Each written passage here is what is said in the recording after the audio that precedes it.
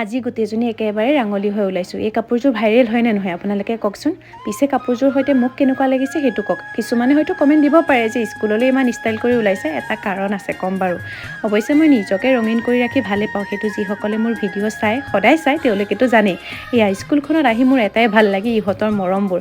Laser সময়ত সিহঁতক মই খেলিবলৈ দিওঁ আৰু আমাৰ এই দুগৰাকী মেকআপ আৰ্টিষ্টে মোক সদায় ষ্টাইল কৰি দি থাকে। অৱশ্যে সিহঁতক ভালো লাগে, নতুন নতুন ক্লিপ কাটা মাৰি আহিব আৰু মোক ধুনীয়াকৈ মাৰি মাৰি সিহঁতে এক্সপেৰিমেণ্ট কৰি থাকে। আমি তোমালোক ক্লাছ 4 পাই যাবাগে। মই ক্লাছ 2 পাগত তোমালোকৰ কাৰণে ঘৰলৈ যাওঁগে। কিয় হাঁহি আছা? কিয়?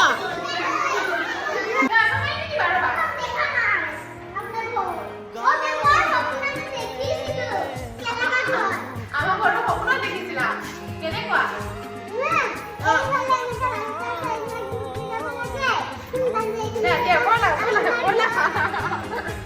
সিহঁতৰ কথা শুনিছে, সিহঁত বোলে ক্লাছ 4 পালেগে, মোকো 4 ক্লাছটো পঢ়াবলৈ লৈ যাব। এক ছেকেণ্ড এৰি নিদিয়ে, সিহঁতে সপোনত মোৰ ঘৰটোও দেখা পাইছে, মই লৈ আহিব লাগে সিহঁতক।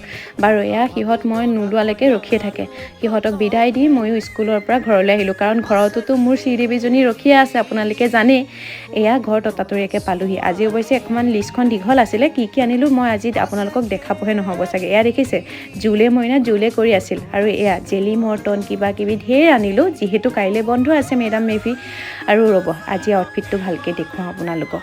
এয়া মই এইজনী পূৰা ষ্টাইল কৰি যে গৈছিলোঁ, কাৰণটো হৈছে মোৰ গান এটাৰ প্ৰমোশ্যন আছিল, আৰু যিহেতু মোৰ তাৰ পৰা আহি ওলাবলৈ এলাহ লাগিব, সেইকাৰণে একেবাৰে ওলাই গৈছোঁ। আহিয়ে মই গানটো প্ৰমোশ্যন কৰি ল'লোঁ।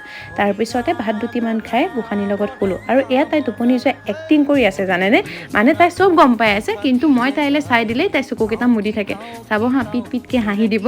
আৰু এনেকেই মোৰ সময়খিনি কটাই ভাল লাগে। পিছে পৰে অৱশ্যে স্কুলৰ পৰা আহি কি কৰোঁ সেইখিনিও বাৰু ভিডিঅ'ত দেখুৱাম। যিহেতু আপোনালোকে ৰেগুলাৰ মোৰ ভিডিঅ' চাবলৈ লৈছে, তেনেহ'লে লাইক এটা আৰু কমেণ্ট এটা কৰিবলৈ নাপাহৰিব। আৰু কেনেকুৱা ধৰণৰ ভিডিঅ' চাই ভাল পায় সেইটোও ক'ব, কাৰণ আপোনালোকৰ আশীৰ্বাদ আৰু মৰমৰ কাৰণে আজিকালি থাকি ভাল লাগে। আপোনালোকৰ কমেণ্টবোৰ চাই ভাল লাগে। আমাক আশীৰ্বাদ কৰিব, আমি যাতে সদায় এনেকৈ হাঁহি ধেমালিৰে আপোনালোকৰ লগত